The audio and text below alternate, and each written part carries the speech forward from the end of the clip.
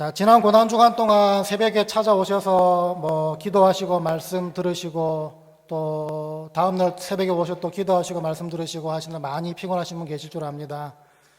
저도 피곤합니다. 저도 피곤해요. 그래서 설교자가 혹시 설교다 조는 초유의 사태가 벌어지더라도 이해해 주시고요. 빨리 뛰어 올라오셔서 저를 받쳐주시기 바랍니다. 그래서 하나님 앞에 집중할 수 있는 그런 예배 되기 위해서 기도하는 마음으로 말씀 들으시기 바랍니다. 오늘 주님께서 제자들과 사람들에게요, 얘들아 나는 죽었다가 3일 만에 부활할 거야, 이 말씀을 제자들에게는 최소한 3번 정도 말씀하셨고요, 또 다른 사람들, 다른 무리들한테도 이미 말씀하신 적이 있습니다.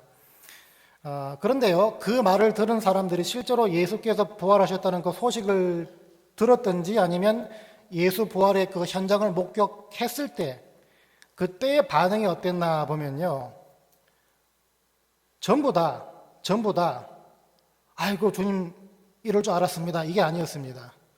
전부 다 두려워했고요, 전부 다 놀랐고요, 전부 다 오해했거나 믿지 않았거나 심지어는 예수님인지를 전혀 알아보질 못했습니다. 예수께서 죽으신 지 3일째 되는 날에 예수의 시신이 장사된 곳을 찾아가서 천사로부터 예수 부활의 소식을 전해 들은 오늘 본문의 여인들도 마찬가지였습니다. 오늘 같이 읽으셨던 8절 본문을 보니까요, 어떤 반응들이 나와 있습니까? 놀랐다, 떨었다, 도망했다, 무서워서 아무에게 아무 말도 하지 못했다라고 기록하고 있습니다. 마태복음, 누가복음에서는요, 이 여인들이 좀 시간이 지나면서 진정이 됐겠죠. 그래서 예수 부활 소식을 제자들에게 또 많은 사람들에게 전했다, 이렇게 또 기록되어 있는데, 그렇다면 그 소식을 들은 제자들의 반응은 또 어땠는가 보시면 누가복음 24장 가운데 제가 말씀을 읽어드리겠습니다. 사도들은 그들의 말이 허탄한 듯이 들려 믿지 아니하나, 안 믿었다는 것입니다. 안 믿었다는 거예요. 하지만 베드로는 일어나 무덤에 달려가서 구부려 들여다보니 세마포만 보이는지라 그 된 일을 놀랍게 여기며 집으로 돌아가니라. 여기서 놀랍다는 말을 제가 나중에 말씀드리겠는데요, 또 요한복음 20장을 봐도 이렇게 기록하고 있습니다. 시몬 베드로는 따라와서 무덤에 들어가 보니 세마포가 놓였고 또 머리를 쌌던 수건은 세마포와 함께 놓이지 않고 딴 곳에 쌌던 대로 놓여 있더라. 그때야 무덤에 먼저 갔던 그 다른 제자, 사도 요한입니다. 그 다른 제자도 들어가 보고 믿더라. 여기서 들어가 보고 믿더라라는 말도 나중에 말씀을 드리겠습니다.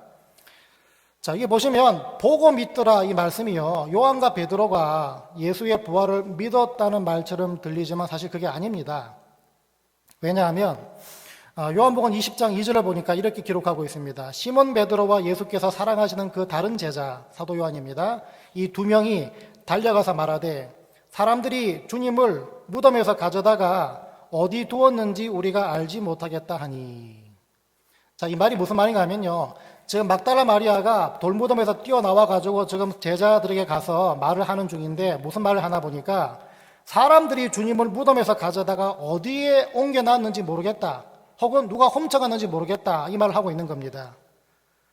실제로 그렇게 믿고 있는 겁니다, 지금 막달라 마리아가요. 그리고 자신의 그 생각을 제자들에게 전해줬는데 그 말을 듣고 돌무덤으로 허겁지겁 달려온 베드로와 요한, 이 사람들이 정말 막달라 마리아가 말한 것처럼 예수의 시신이 돌무덤에 없는 것을 보고서 막달라 마리아 말이 사실이었구나, 이걸 믿었다는 것입니다. 이걸 믿었다는 것입니다. 그걸 또 같은 장에서 9절 말씀에서 정확하게 분명히 확인해 주고 있는데 거기 이렇게 나와 있습니다. 그들은 성경에 그가 죽은 자 가운데서 다시 살아나야 하리라 하신 말씀을 아직 알지 못하더라. 아직 기억 못했다는 것입니다. 자, 그래서 아까 그 누가복음 24장에서요, 두 제자들이 그 된 일을 놀랍게 여기며 집으로 돌아갔다 그랬는데, 여기서 놀랍다는 말이요, 예수의 부활을 믿고 깜짝 놀랐다 그 뜻이 아닙니다.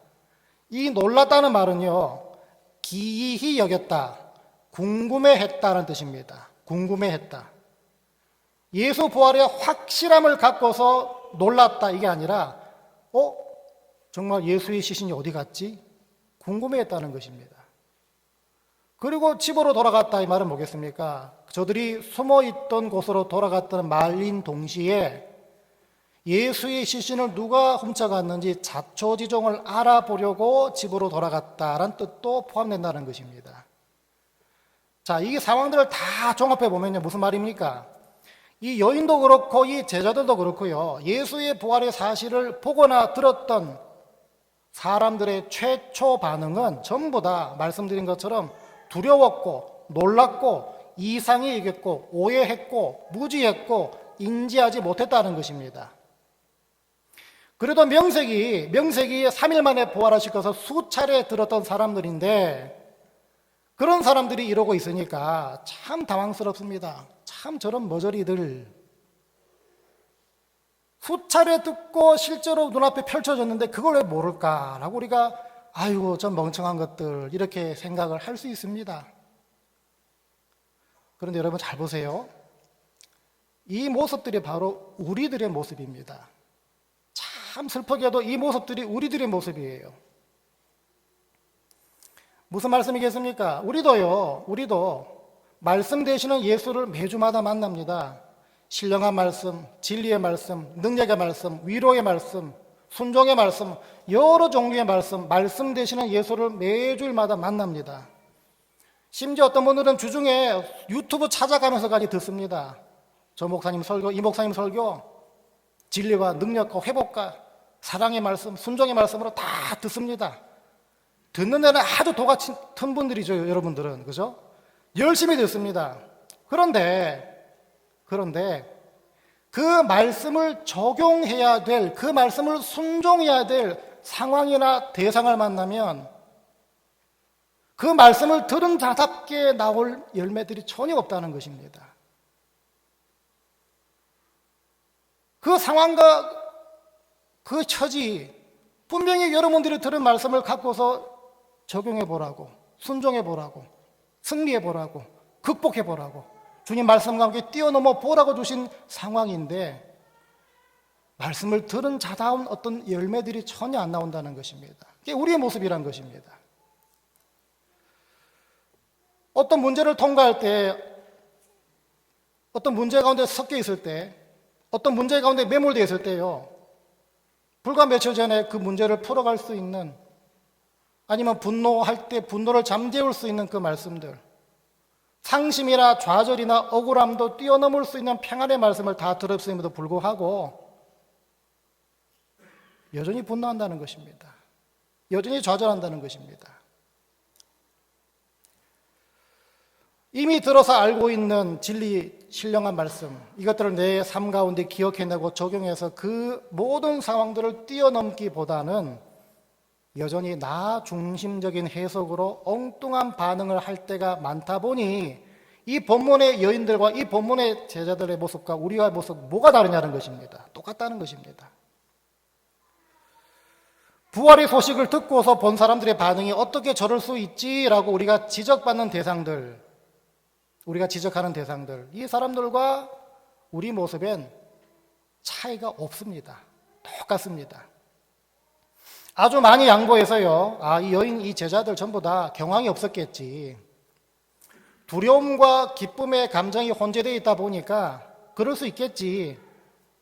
그러니까 생각을 정리할 시간이 좀 필요하겠지, 이렇게 말할 수 있습니다. 그래서 아무리 예전에 주님의 부활, 이 말씀을 수차례 들었다고 해도 그 들음이 아직까지 믿음으로 연결되지 못하고 작동되지 못한 상황이겠지라고 많이 양보해서 그렇게 생각할 수 있습니다. 시간이 필요합니다. 실제로 그렇습니다. 그런데 그렇다면 그건 제쳐두고, 그렇다면 정작 중요한 것, 정작 생각해 봐야 될 게 하나가 있습니다. 결국 예수 부활의 소식, 더 나아가서 하나님이 선물로 주시는 믿음은 궁극적으로 우리 안에 어떤 식으로 들어오냐는 것입니다. 어떤 과정을 통해서 이 사람들이 예수 부활의 소식을 믿게 되고 어떤 과정을 통해서 불신자들이 예수를 영접하게 되는 그 과정이 도대체 뭐냐는 것입니다. 그 부분을 설명할 때 여러 가지 말로 설명할 수 있겠지만요, 통틀어서 가장 주된, 가장 머리말 될 수 있는 부분은, 그런 부분은 다시 말해 어떤 한 사람이, 예수 안 믿던 사람이 예수를 믿는 불신자에서 성도로 거듭나는 그 과정, 그 일하심은 전적으로 하나님의 도우심의 영역이라 볼 수가 있습니다. 그런데 어떤 영역, 어떤 모습으로 여러분들을 찾아오시나 보면요, 어떤 식으로 여러분들의 그 믿음을 선물로 주시는가 하면, 하나님은 저와 여러분에게 우리의 가장 약한 부분을 통해서 믿음을 선물로 주십니다. 가장 약한 부분을 통해서 우리를 찾아오십니다. 가장 약한 부분을 통해서 하나님의 하나님 되심을 고백하게 만들어 주십니다. 한번 생각해 보세요. 죽었던 예수가 다시 부활하신 사실을 어떻게 사람의 이성과 논리로 받아들이고 믿을 수가 있겠습니까? 절대 못합니다. 눈에 안 보이는 하나님, 손에 잡히지 않는 하나님을 어떻게 사람의 지식과 심지어 과학으로서 실존하시는 분으로 받아들일 수 있고 믿을 수가 있겠습니까? 절대 못합니다. 설명이 안 됩니다. 그 완고하고 그 굳어진 부분이 허물어진다는 게 절대 쉽지 않습니다. 그런데 참 감사하고 참 복된 소식은 뭔가 하면요, 그 완고함, 그 굳어짐을 하나님께서는 우리의 연약함으로 보신다는 것입니다. 아이고, 저래서 예수를 못 믿는구나. 아이고, 저래서 구원의 초대를 거부하는구나. 우리의 연약함으로 보신다는 것입니다. 그래서 하나님께서는요, 우리의 그 가장 약한 부분을 통해서 믿음을 선물로 주시기 위해 찾아오시는 분이십니다.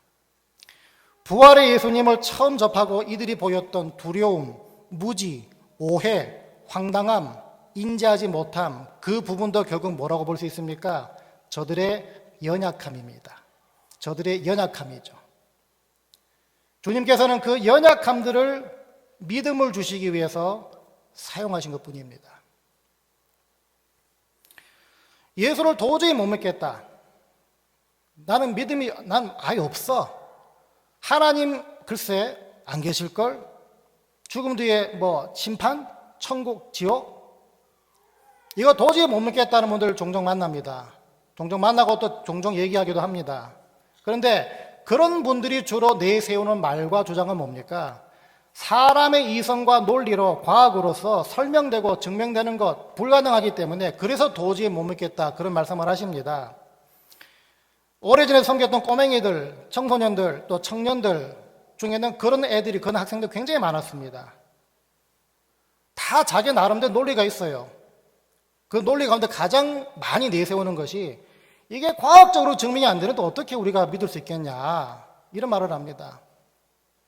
그럼 좀 부족하나마, 미약하나마 좀 설명을 해주는데요. 야, 잘 들어봐라 얘들아. 너희들 밖에 나가면 바람이 불지 않느냐?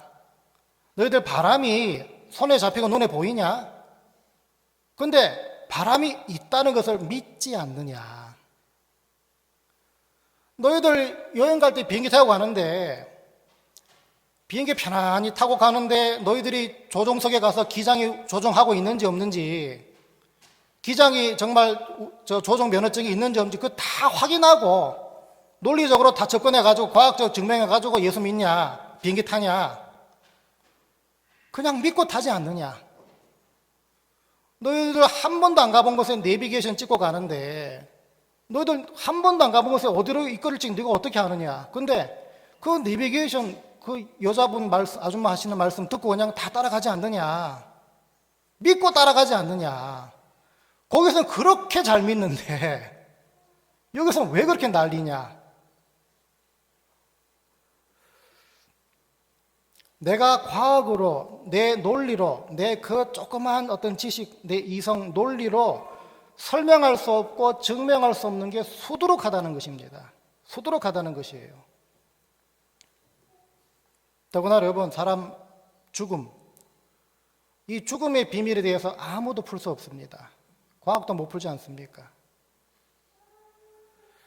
이 모든 것들이 바로 말씀드린 것처럼 인간의 제한적인, 지극히 무지한 존재인지를 잘 설명해 주고 있다는 것입니다.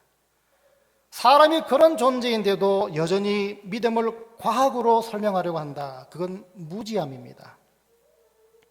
예수를 인간의 이성으로 접근해서 믿어보겠다. 그건 교만입니다. 교만이에요.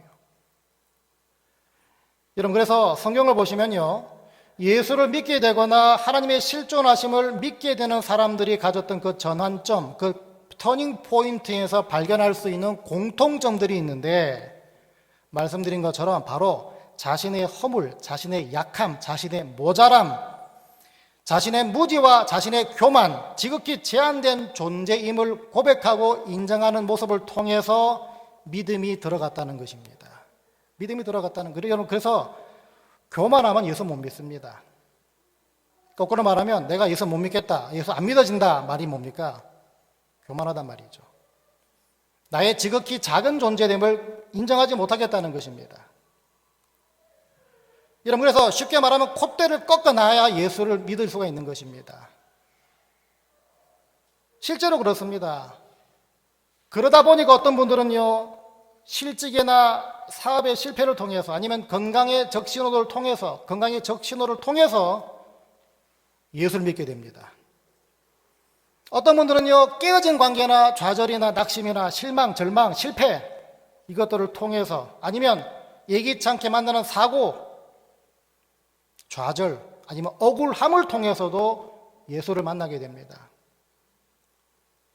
다 뭘 말해줍니까? 바로 그 인간의 연약함, 무지함, 지극히 제한된 존재, 아무것도 아님, 이 통로들을 통해서 믿음을 선물로 주신다는 것입니다. 여러분, 그래서 예수 부활의 말씀을 수차례 듣고도 예수 부활의 현장에 막상 믿지 못하고 오히려 두려워하고 의심하고 이상하게 여겼던 이 모습도 뭐라고 말할 수 있습니까? 그 불신과 그 두려움과 그 의심, 그 궁금증조차도 바로 말씀드린 것처럼 사람의 무지와 연약함과 제한성이라는 것입니다. 부활의 주님께서는 바로 그 지점을 통해서 찾아오신 것이고 예수 부활의 믿음을 선물로 주신 것입니다. 대표적인 케이스가 제가 예전에 설교 때 말씀드린 적이 있는데 그 잘난 베드로입니다. 그 잘난 베드로. 이 사람이 갖고 있었던 연약함, 이 사람이 갖고 있었던 어떤 제한됨, 부족함, 아킬레스건이 무엇이었다고 생각하십니까? 여러 가지 있었겠죠. 워낙 다혈질이고 나서게 좋아하는 사람이라 실수가 많지 않았습니까? 근데 예수 십자가 달리기 바로 직전에 이 사람이 범했던 약점, 부족함, 연약함, 아킬레스건이 뭐였습니까? 다른 사람 예수를 다 버려도 저만큼은 당신 버리지 않겠습니다. 당신 절대로 떠나지 않겠습니다. 그래 놓고서 예수를 3번 부인했습니다. 고난주간 특별 새벽 기도 때 말씀드렸지만 부인한 것뿐만 아니라 예수를 저주했습니다. 모욕했습니다. 이 아킬레스건, 이 부족함, 이 연약함을 갖고 있었는데 부활의 주님께서 베드로를 찾아오시죠. 여러분이 그런 경험이 있던, 그런 이력이 있던 베드로였다면 부활의 예수님이 지금 저벅 나를 찾아오신다. 여러분 감정이 어떻겠습니까? 예? 제가 베드로였다면요, 저는 아이고 큰일 났다.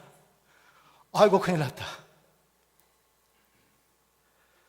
주를 3번 부인했던 그 베드로의 그 경험, 이건요, 주님과 베드로 둘 사이만 알고 있는 비밀 같은 경험입니다. 아무도 몰라요. 그런데 주님께서 눈치 없이 베드로야, 네가 나를 사랑하느냐로 물어보십니다. 베드로야, 네가 나를 사랑하느냐? 자기가 3번 부인했던 그 모습이 머릿속에 뺑뺑 돌아가고 있는데 주님께서 네가 나를 사랑해? 라고 물어보실 때 정상이라면 여러분 대답은 yes 아니면 no입니다. 그런데 베드로가 어떻게 대답합니까? 애매하게 대답합니다. 주님이 아십니다. 주님이 아십니다. 그렇게 대답하죠. 자, 그런데 이 장면이 과연 뭘 보여주는가 하면요, 베드로의 그 새로워진 믿음은요, 바로 자신의 그 연약함, 그 부끄러움, 그 약점, 이것이 주님께 fully 드러날 때 새롭게 비로소 시작이 됐다는 것입니다. 이런 마가복음 9장에도요, 귀신 들린 아이를 둔 아버지가 자신의 아들을 고쳐달라고 예수께 나오는 장면이 있습니다. 그때 무슨 말 하다 보니까 주님, 무엇을 하실 수 있거든 우리를 불쌍히 여기소서 도와주세요, 그 말이죠. 예수께서 대답하십니다. 할 수 있거든이 무슨 말이냐? 믿는 자에게는 능치 못할 일이 없다라고 말씀하시는데요. 다시 말하면 믿음이 만병통치약이다라고 지금 말씀하시는 중인데, 이 아비가 급해졌던 것 같습니다. 어떻게 말하다 보니까 곧 그 아이의 아버지가 소리를 질러 이르되 내가 믿나이다, 나의 믿음 없는 것을 도와주소서. 말이 이상하죠? 믿나이다 해놓고 나의 믿음 없는 것을 도와주소서라고 말합니다. 믿음이 만병통치약이라 그러니까 급한 김에 믿나이다 했어요. 사실은 믿음이 없거든요. 어떻게 될까 싶어가지고 나의 믿음 없음을 도와주소서. 결국 예수께서 아이를 고쳐주시는데, 자, 이 장면에서요, 이 아이가 나음받은 이유가 무엇입니까? 아비가 아픈 아이를 데리고 나왔기 때문입니까? 아니면 믿음 없음을 솔직히 고백해서입니까? 둘 중에 어느 겁니까? A입니까? B입니까? 예? 하나 그냥 찍으세요. 아픈 아이를 데리고 와서 나음받은 겁니까? 아니면 믿음 없는 것을 솔직히 고백해서 낳은 겁니까? 예? 참. 제가 몇 주 전에 그 타교회가 설교할 때 보니까 거기는 성도들이 막 그냥 제가 뭐 뺨만 대도 아멘 그러고 그냥 다 그러는데 참, 예. 땡큐 제이슨. 둘 다입니다. 귀신 들린 아이를 데리고 와서 그리고 믿음 없는 것을 도와주더라고 했기 때문에 고침받은 것인데, 그 말은 뭡니까? 자신의 연약함, 부족함, 모자람, 무능함을 깡그리 다 내려놓을 때, 깡그리 다 드릴 때 믿음이 생기고 그 아이가 나았다는 것입니다. 기억하시기 바랍니다. 내 믿음이 어떻게 선물로 주어졌나? 여러분들이 주님께 굴복하고 꿇어 엎드려서 여러분 죄와 허물과 부족함, 여러분의 무지와 교만, 여러분의 허물들, 여러분의 제한됨을 솔직히 인정하고 고백하고 용서를 구할 때, 그걸 주님께서 여러분에게 보여주실 때 비로소 여러분들은 그때 믿음을 선물로 받은 것입니다. 이 과정이 없이 그냥 여기 앉아있다, 예수 믿는 거 아닙니다. 예수 믿는 거 아니에요. 그냥 친구 따라와서, 그냥 교회 생활 익숙해져서, 그냥 여기 오니까 아는 사람들이 많아서 앉아있다, 그것뿐이나 것입니다.